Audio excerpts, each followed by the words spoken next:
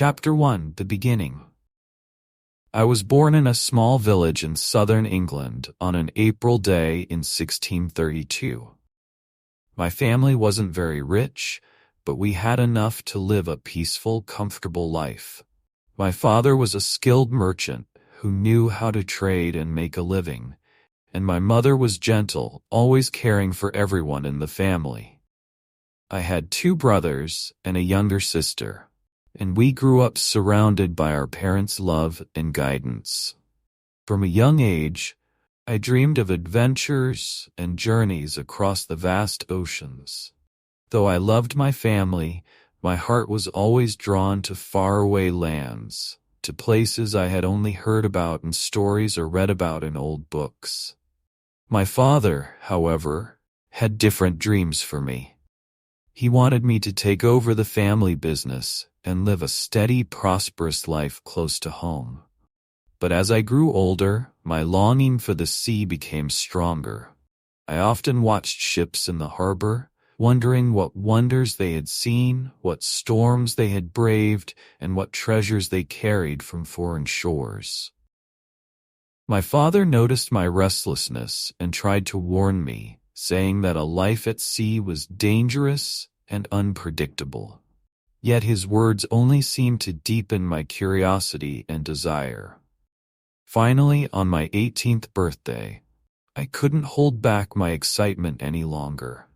A close friend of mine, whose father owned a ship, invited me to join him on a journey to London. It was my chance to see if a life at sea was truly for me. After some thought, I decided to go, despite the worries that filled my heart. I knew this was my opportunity to live out my dream. The first hour of our voyage was thrilling. The wind filled the sails, the waves were gentle, and the sky was clear. I felt a rush of excitement and freedom that I had never experienced before. But soon, the sea showed me its darker side. A storm began to form on the horizon, growing closer with each passing minute. The wind picked up, howling like a wild beast, and the waves rose higher and higher, crashing against the ship with terrifying force. As the storm surrounded us, I felt a surge of fear. The waves were massive, towering over the ship like mountains. It was as if the ocean itself was trying to swallow us whole. For the first time, I questioned my decision. I longed to be back on solid ground, safe in my quiet village. The thrill of adventure quickly turned to dread as I realized just how dangerous the sea could be. Just then, a loud crack echoed through the ship. A hole had opened in the hull, and water was pouring in. The crew scrambled to save the ship, working together to pump out the water. I was frozen with fear, unable to move, until a sailor grabbed my arm and shouted, "Help us, or we're done for." Gathering my courage, I joined the others, pumping water and praying that we would make it through. In that moment, I understood the price of adventure. The sea demanded courage, resilience, and above all, respect. Chapter 2: The First Storm. The storm seemed endless, each wave crashing harder than the last. We worked together, but exhaustion was setting in. My hands were blistered, my arms ached, and my heart pounded with fear. As lightning flashed across the sky, I saw the faces of the men around me. Hardened sailors who had braved countless storms, yet their eyes showed fear. This was no ordinary storm. It was as if the ocean itself had turned against us. Hours passed, and slowly the storm began to die down. The waves calmed, and the sky lightened. We were alive, but the ship had suffered terrible damage. Many of the men lay sprawled across the deck, exhausted, some injured. I found myself sitting down, breathing heavily, my body aching, my mind still reeling from what I had just experienced. As I looked around, a strange sense of relief washed over me. I had faced the ocean's fury and survived. There was a new strength inside me, a sense that I could handle the dangers of the sea. But at that very moment, I also felt something else, a longing for home. I missed the warmth of my family, the quiet safety of my village. For a brief moment, I wondered if my father had been right, if perhaps I had been foolish to seek adventure. My friend noticed the look on my face and clapped me on the shoulder. "Welcome to the life of a sailor, mate," he laughed, though his laughter was tinged with a slight tremor. "The sea isn't for everyone. You've got to be half crazy to love it." Despite everything, his words stirred something inside me. I had tasted adventure, and even though I was afraid, I felt drawn to it. This life was unpredictable, but it was also full of freedom. I was alive in a way I had never felt before. There was no turning back now. Chapter 3: A New Opportunity. A few days later, when we finally reached London, my friend introduced me to a ship's captain who was preparing for a voyage to Africa. The captain offered me a place on his crew and promised that I could make good money if I worked hard. He spoke of the riches of Africa, of trade goods and treasures, and of the mysteries of the unknown lands across the sea. I hesitated, remembering my father's warnings, but I couldn't resist the pull of adventure. I thought of the things I could see, the wealth I might bring back, the stories I could tell. I agreed to join the crew, and we set sail soon after, heading southward toward the African coast. At first, the journey was uneventful. The crew was a mix of seasoned sailors and young men like me, all eager for fortune and glory. As we sailed under the hot sun, we shared stories and laughed, making plans for what we would do with our earnings. I felt a sense of camaraderie with these men, a bond forged by the shared dangers of the sea. One evening, as we sat on the deck, the captain gathered us around and began telling tales of his previous voyages.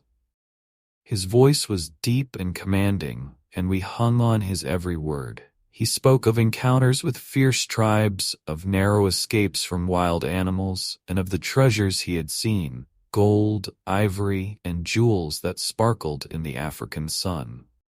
My heart raced with excitement. This was what I had dreamed of. Chapter 4: Captured. But fate had other plans.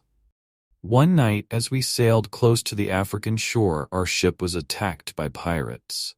They came upon us silently, under cover of darkness, their ship sliding up alongside ours like a predator stalking its prey. Before we knew it, they were aboard, swords drawn, their eyes gleaming with greed. I fought as best as I could, but I was no match for the seasoned fighters. In a matter of minutes, we were overpowered, and the captain ordered us to surrender. The pirates stripped us of our possessions, then tied us up and brought us onto their ship.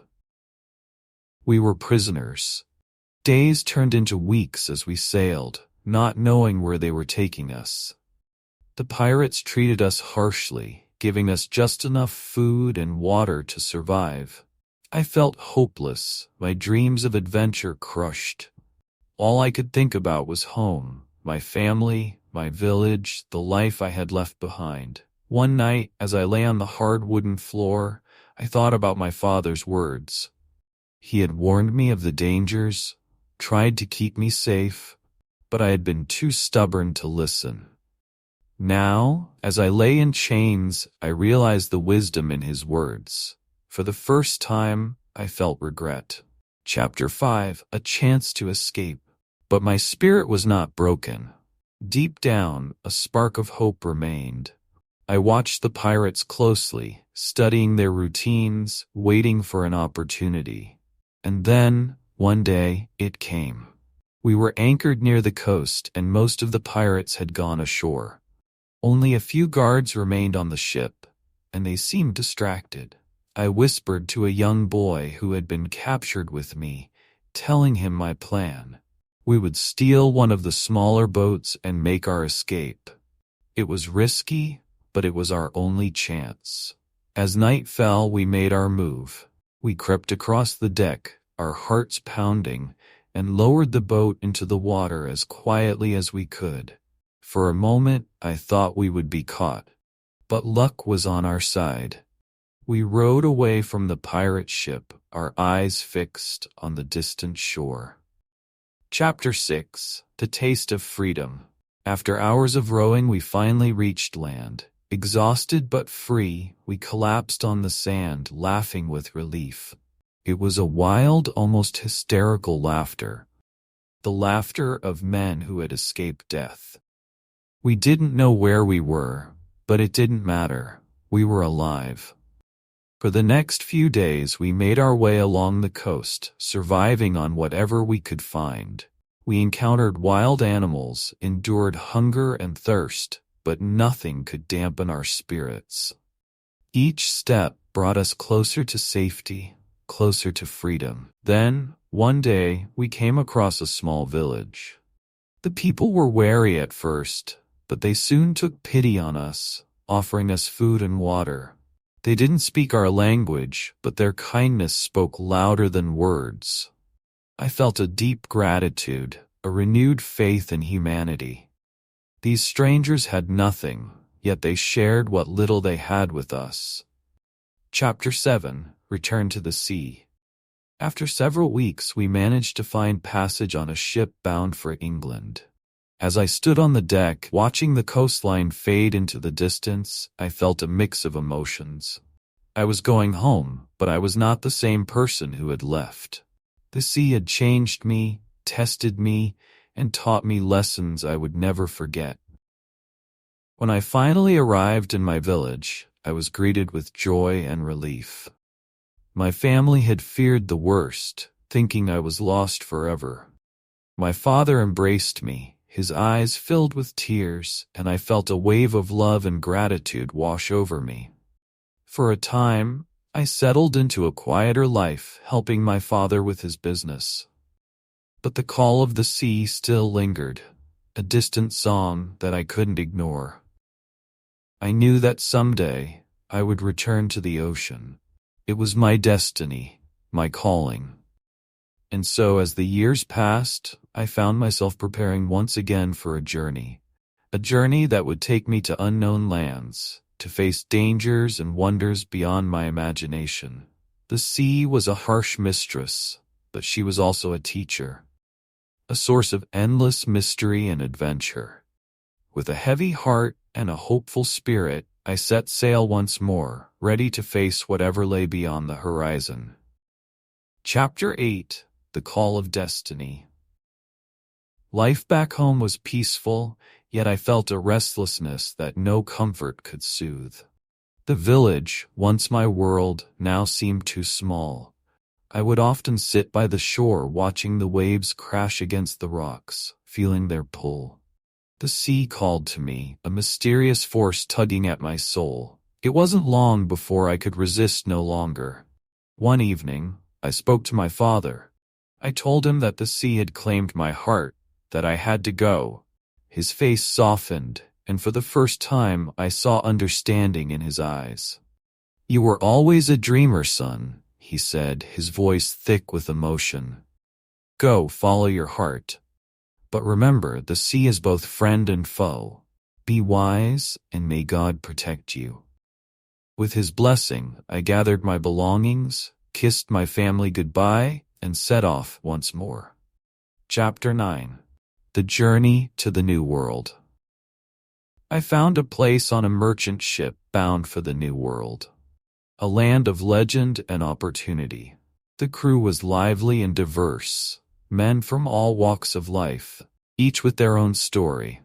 They taught me new skills and shared their tales of adventure, hardship, and joy. I felt a sense of brotherhood, a bond that only those who share the dangers of the sea could understand. One evening, as we sailed under a starlit sky, an old sailor began to tell us stories about the New World. He described endless forests, rivers full of gold, and tribes who lived in harmony with nature. His words stirred something within me, a sense of wonder, of possibilities beyond anything I had known. I couldn't wait to see it all for myself. But the sea, ever unpredictable, had other plans. Chapter 10: Shipwrecked. One stormy night, we were caught in a tempest so fierce that even the seasoned sailors feared for their lives. The wind screamed and the waves rose like giants, crashing over the deck. Our ship groaned under the pressure, creaking as though it might split in two. Suddenly, a massive wave struck the side of the ship, and I was thrown into the churning water. Panic gripped me as I struggled to keep my head above the waves. I fought with every ounce of strength I had, but the ocean was relentless, pulling me under, tossing me around like a leaf in the wind. When I thought I could hold on no longer, my hand found something solid, a piece of broken wood. I clung to it, exhausted, letting the waves carry me wherever they wished. Hours later, as dawn broke, I found myself washed ashore on a deserted beach. Chapter 11. Alone on the island. I lay there for a long time, too weak to move. When I finally opened my eyes, I saw the wreckage of the ship scattered along the shore. I was alone, stranded on an unknown island, with nothing but my soaked clothes and a few remnants of the ship. For days I wandered the island, searching for food, shelter, and signs of life. I built a small shelter from branches and leaves, hunted for small animals, and learned to survive with the little I had. The island was beautiful, yet treacherous, with wild animals lurking in the shadows and storms that rolled in without warning. At night, as I sat by the fire, I thought of my family, my friends, and the life I had left behind. A deep loneliness settled over me, and I began to wonder if I would ever see another human face again. Chapter 12. The Unexpected Companion. One morning, as I walked along the beach, I noticed something unusual. A footprint in the sand. My heart raced. Was it possible that someone else was on the island? Or was it merely an illusion, a trick of my mind, born out of loneliness and desperation? I followed the footprints, my pulse quickening with each step. They led me to a clearing, and there, standing beside a tree, was a young man. His skin was dark, his eyes wide with curiosity and fear. He held a crude spear, his body tense, as though ready to flee or fight. For a moment, we simply stared at each other, two strangers from different worlds, brought together by fate. Then, slowly, I raised my hand in a gesture of peace. The young man hesitated, then lowered his spear, a look of relief crossing his face. I introduced myself, pointing to my chest and saying, "Crusoe." He mimicked the motion, repeating my name in his soft, unfamiliar accent. I decided to call him Friday, as it was a Friday when we met. From that day on, we became companions, learning to communicate through gestures and shared experiences. Though we couldn't speak each other's language, we understood each other in ways that words could never express. Chapter 13. The Bond of Friendship. In the weeks that followed, Friday and I grew close. He taught me how to find food, showed me the hidden dangers of the island, and shared his knowledge of survival. In return, I taught him a few English words and showed him how to use some of the tools I had salvaged from the wreckage. Our friendship was built on trust and respect, and over time I began to see him as more than just a companion. He was my friend, my brother, the only family I had in this lonely world. We laughed together, shared stories of our homelands, and found comfort in each other's presence. But beneath the surface, I sensed a sadness in Friday, a longing for home, for family, for a life that had been taken from him. I wanted to help him, to give him back his freedom, but I was as trapped on this island as he was. Chapter 14. A Plan to Escape. One evening, as we sat by the fire, Friday pointed toward the horizon, where the distant silhouette of a ship was barely visible against the setting sun. His eyes lit up with hope, and I felt a surge of excitement. Could this be our chance to escape?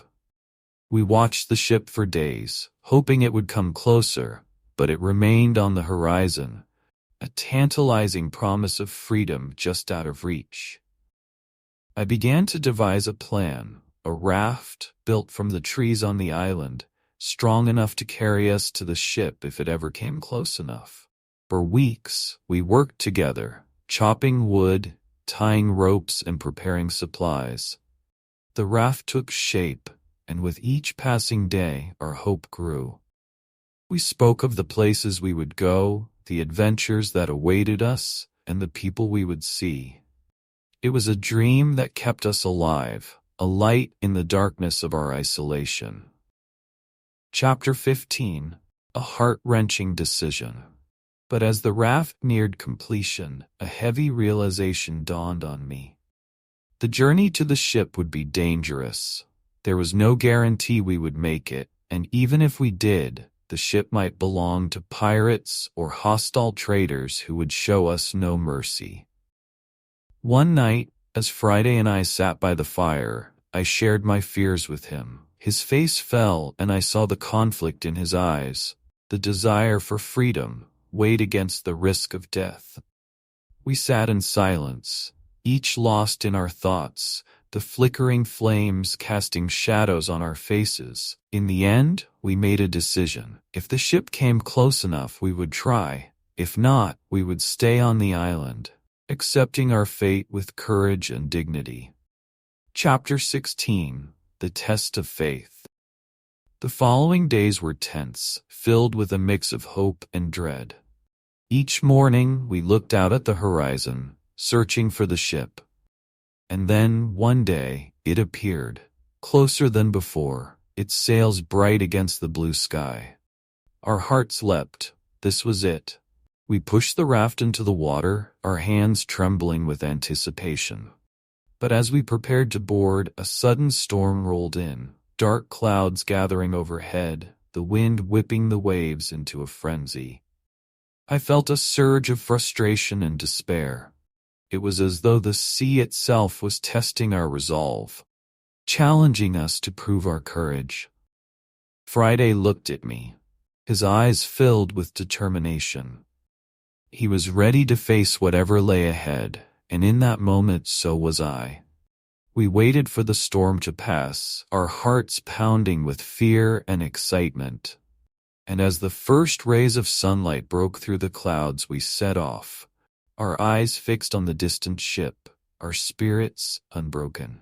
Chapter 17. A New Beginning. As we drifted toward the ship, the sun rose high, casting golden light over the endless sea. Friday and I shared a final glance, filled with hope and an unbreakable bond. Whatever lay ahead, whether rescue, challenge, or new adventure, we would face it together, side by side. The journey had changed us both, teaching us resilience, friendship, and the power of dreams. And with that, our story doesn't truly end, but rather opens to a new chapter, filled with untold adventures and lessons waiting to be learned. If you've enjoyed this journey and want to dive into more captivating stories, exciting lessons, and unique ways to improve your English, be sure to stay tuned to Easy English Class. There's a whole world of adventure, language, and learning waiting for you.